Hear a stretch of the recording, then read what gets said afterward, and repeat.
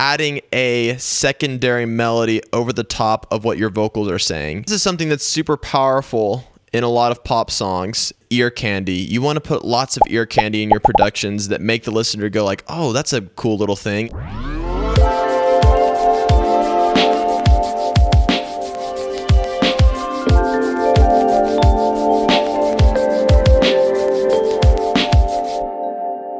Good evening, fam, or good morning, or good night, depending on when you're watching this. The point is, welcome to another video. In this video, we're going to be talking about how to produce a pop song, and I'm also going to be giving away my effects chain, how I run all that stuff for my vocals and for my acoustic, so stay tuned for that. Today on the docket, we have Hey Lady, which is a new song by me and Jeremiah Miller. But before we hop into all this production stuff, I wanted to take a second to talk about this video's sponsor, Distrokid. Listen, you got songs that you need to get out, but how are you going to do that? How are you going to get it on Spotify and Apple Music and all that good stuff? You're going to have to use a distributor. The distributor I use is Distrokid. They're amazing. It's automatic. It's an easy process. But I wanted to talk specifically about one feature that Distrokid has, which is called Teams. One of the trickiest parts when it comes to putting out music is splits. Where does this money go if you worked with multiple people on this song? And in this case, as I mentioned before, for Hey Lady, me and Jeremiah Miller made this song. The good news is Distrokid has you covered. That is the Teams feature. It allows you to very, very easily split out what percent of the song goes to who, and Distrokid neatly puts the money that's allocated to the different people and the different percentages into their own Distrokid accounts.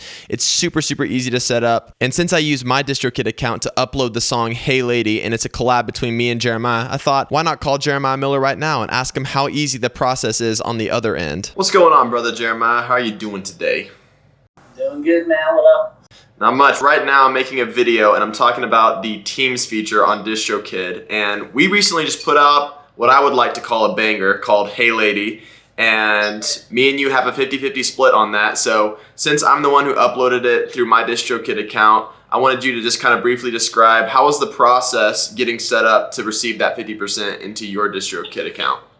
Oh, it was really, really easy. You agreed on 50-50 and then you just put it in there. I think you just submitted it, right? And then from there, I just got an email, said 50-50, join the Hey Lady team. I was like, all right. So I accepted it, and then it was pretty easy. The money just kind of routed straight into my bank, and then, yeah. Boom, well, that's it. Well, thanks for joining the FaceTime call, man. Keep up the great musical work, man. Yes, sir, will do. All right, peace out, brother. So there you go. Like I said before, it's super, super easy to set up splits. Once you do, Distrokid automatically funnels all the right money to the right places and to the right accounts, and it's super easy to withdraw as well. So if you're wanting to get set up with Distrokid today, you can use my link, distrokid.com/VIP/JMH to get you 7% off your first entire year of usage. Anyways, on with the video.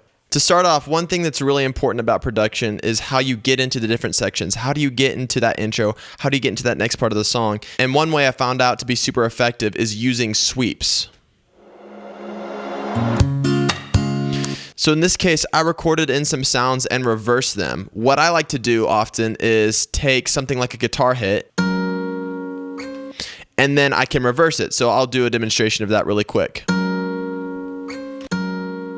That's what it sounds like, and I can actually reverse it, and it gives me a fade in. So that's essentially what I do for most of my sweeps and transitions.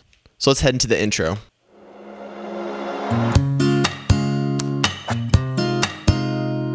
Yeah, right off the bat, we have a very simple intro. We just have acoustic and a beat going behind the acoustic, and this whole song only has about 108 tracks in it. So really simple. Whenever I'm starting off my songs, because my dominant instrument is guitar, I typically start off recording my acoustic, just cutting it to a click.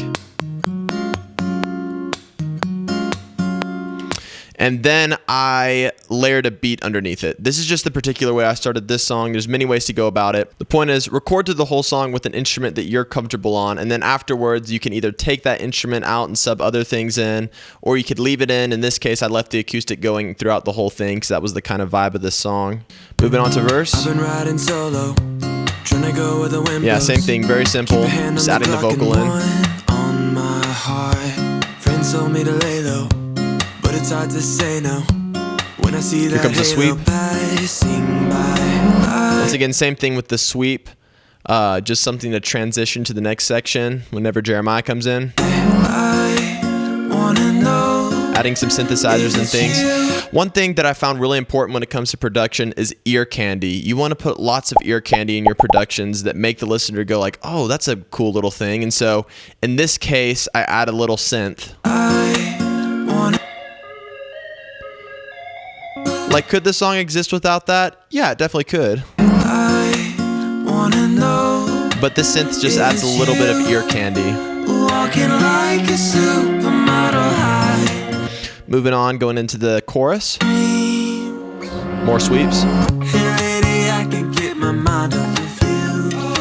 Yeah, so this is something that's super powerful in a lot of pop songs, adding a secondary melody over the top of what your vocals are saying in a non-confusing way. An example of this is Charlie Puth's Attention. He has a bass line that's going over the melody that he's singing, and it creates a really cool kind of extra experience for whoever's listening to the song, because you're hearing the melody from the vocal and then a little melodic supplement going on. In this case, I think I have a guitar that's doing that, and then I also have this glass hit.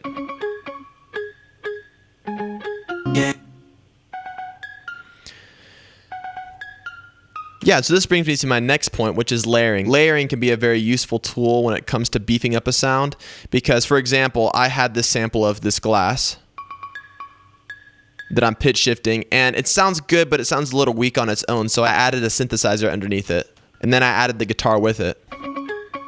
So we have all these instruments playing the same simple melody line for the purpose of beefing it up. That's a really good technique to get a little bit bigger sound.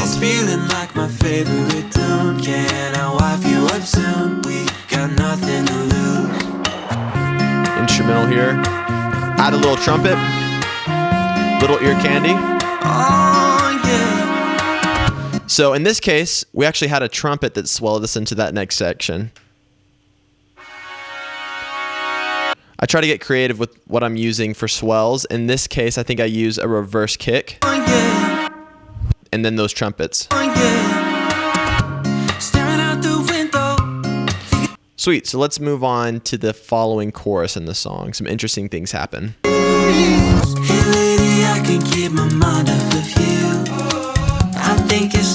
Yeah, so we added some more elements. We added a hi-hat, we added some O's.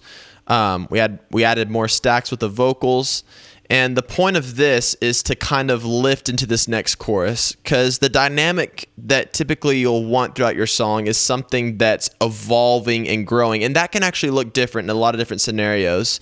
Just because I have more things happening on this chorus doesn't actually mean that that's what you have to do if you want to make a bigger chorus.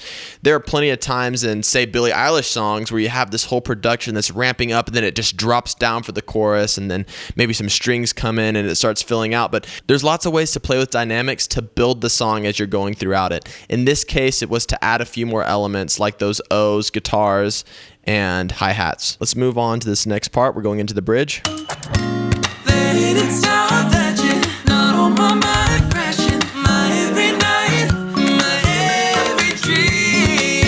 Yeah, so this is obviously the bridge. I just said that. But something that was interesting whenever me and Jeremiah were working on this song is I was sitting doing production, and Jeremiah was next to me adding in production notes and kind of, talking about what his vision for the song was, since it was a collab. And something that he mentioned is that Charlie Puth, giving him another shout out, because he obviously needs my shout out. I mean, come on, the poor guy just needs to make it in music. I mean, he's not had any hit songs or anything. Anyways, that's a bunch of sarcasm. Charlie Puth is amazing. But what Charlie Puth does for a lot of his bridges is he tries to take you somewhere that you haven't been. So when you're making a bridge, think less about building another dynamic and think more about taking someone down this extra little path that gives people a different angle of the whole song. So it's like we're driving here, and then we veer off on this little alternate section, and now we're getting a new view of this whole road that we're on. So some elements stay the same, like the acoustic, and a lot of elements change. Like now the melody going behind here is this glass hit. And we have kind of a typewriter sounding thing for the snare. Got some pins for snares. Lots of fun elements. some A's. Yeah, so something that's important to note whenever you're doing your productions is to make original sounds. Please make original sounds. Don't just go to Splice, download all your sounds, and then just use Splice sounds. I mean, it's totally awesome to use Splice sounds. We all do it, but something that helps me spice up my creativity is to actually make my own samples or just think outside of the box. Like, all of this beat is actually just me banging on chairs and glasses and slapping pins against tables and that kind of thing. And the point is not because those things are going to sound better than like an 808 or something, but the point is to mix it up and to create a little bit of your own sound. Whenever I'm building out my songs, I try to add the simple things first. I add the little tiny hi-hat sounds and the little bell sounds and the little things. I don't try to, just pull open this huge Juno synthesizer and make this massive sound to begin and get these huge 80s drums and all these claps with a bunch of reverb on it. No, I try to stay dry and I try to just add little tiny brush strokes at a time. I've said this before in previous videos, but whenever you're making songs, you want to think about it like it's painting. You don't just like go and throw a can of paint at the canvas. I mean, some people do that for kind of weird kinds of painting, but for the most part, you're adding one layer at a time, one brush stroke at a time. And after a while, all of those things add up to be the whole song and nothing's overcrowding the image. It just looks like what it's supposed to look like. So in this case, I just added little things at a time. All right, heading into a dropout. Dropouts and dynamics are a really good way to actually build the dynamic of what you're about to go in. So in this case, this dropout happens right before the last chorus. So yes, I'm going to add dynamics in terms of production to that last chorus. I'm going to add more hits and things to make it sound bigger. But at the same time, we're dropping to a low chorus right before that massive chorus so that it feels even more massive whenever you go into it. Favorite tune, again, I'll wipe you up soon. We got nothing to lose. Oh, hey lady, I can't get my mind off of you. I think you're stuck to my head like a tattoo. So yeah, that's kind of the format of the song. We have intro, verse, pre-chorus, chorus, intro again, verse 2, pre-chorus, chorus, bridge, drop down chorus, big chorus. That's kind of a good format that I stick to a lot of the time, but it's not always the right thing. It's just what I do for a lot of songs that seems to work really well. Got nothing to lose. Can I wipe you up soon? We got nothing to lose.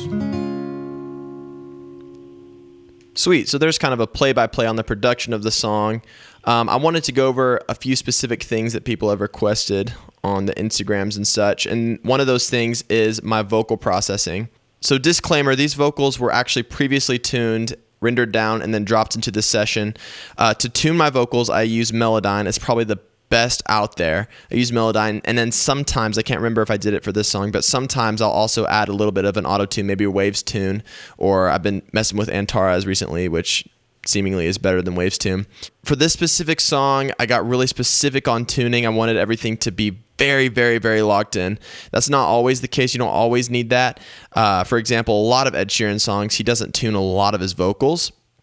But some of his songs, his vocals are hard tuned, so it's really just what's right for the song. And what was right for this song, in my opinion, was to just do hard tuned vocals, everything to be super locked in. We got a lot of double parts going on between me and Jeremiah, so I wanted everything to be really nice and locked in.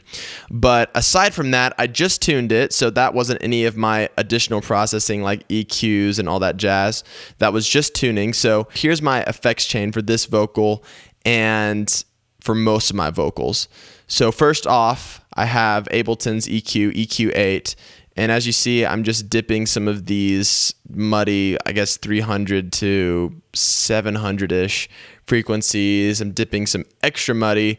So I always dip somewhere in 100, and then of course I apply my shelf somewhere up to the 70 or 90 region. As you see right here, I actually have an emulated microphone because I was using my Slate ML1, which is a great microphone. You can actually apply a whole bunch of different mics, but this is the one that I use, which is the FG251, and it's really great. I love it.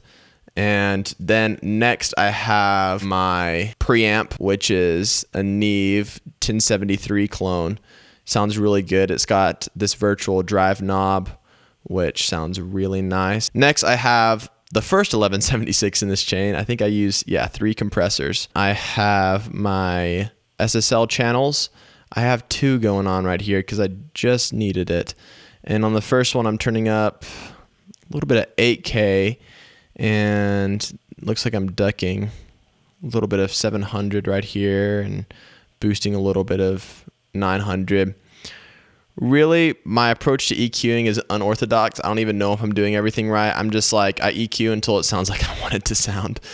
So then I got this FG, whatever this is modeling, I don't know, FG401 compressor. Sounds really nice. And then my final compressor is another 1176. Sounds absolutely fantastic. Like a tattoo. Every dream. Yeah, so that's my vocal processing setup. Here's one more look at that. Screenshot that, do whatever you want. And then for my acoustic processing, so I use that same slate microphone, so you're going to see a lot of similar stuff. I got my EQ to just fix all the things that need to be fixed before I send it through all my main processing. And then have the trimmer plugin, which just sets the gain. Same microphone. About 20 dBs of the virtual drive, not a whole bunch. Looks like I boosted 16K. Cut some of those low 100-ish frequencies. Love this distressor. Originally made by UAD, forget what it's called in its full name. And then 2 compressors. Yeah, a lot of compression going on here, and you'll be surprised how much compression is used in pop music. So yeah, there you go. That's kind of a full rundown of my approach to production and some of my processing for different elements. So there you go, fam. That's kind of my approach to production. I hope you guys are able to learn something from this and glean from it. Be sure to leave a like, comment, and subscribe at the end of this video because that helps me out a whole ton. And if you want to get set up on Distrokid, just use my link below, distrokid.com/VIP/JMH, 7% off your first year. But thanks for tuning in, guys. I'll see you later. Peace out, fam. Just gotta keep going with it. Just gotta commit, JohnMichael.